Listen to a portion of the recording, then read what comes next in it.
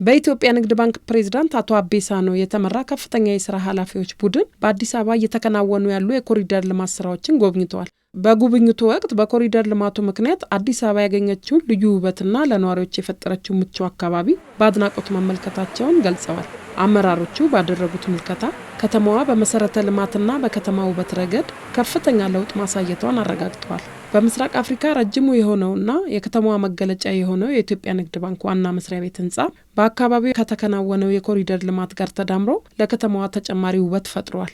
ይህ የኮሪደርና የወንዝ ዳርቻ ልማት በስኬት ተጠናቆ ለህዝብ አገልግሎት እንዲውል የኢትዮጵያ ንግድ ባንክ ከፍተኛ የፋይናንስ ድጋፍ ማድረጉ ተገልጿል። ባንኩ ለሀገራዊ ልማት ያለውን ቁርጠኝነት በድጋሚ አረጋግጦ ከፋይናንስ ዘርፍ ባለፈ የህዝቡን ህይወት በሚያሻሽሉ ፕሮጀክቶች ላይ ንቁ ተሳትፎ እያደረገ መሆኑ ተጠቅሷል። ይህ ልማት የከተማዋን ገጽታ ከመቀየር ባለፈ ለባንካችን ለሀገራችን እንዲሁም የተስፋና የህይወት ብርታት ያየንበት ልዩ ምሽት ነበር ሲሉ የባንኩ አመራሮች ተናግረዋል። አመራሮቹ በጉብኝቱ ወቅት በተለያዩ ስፍራዎች የአካል ብቃት እንቅስቃሴም በማድረግ ለተከናወኑት የልማት ስራዎች ያላቸውን አድናቆት ገልጸዋል።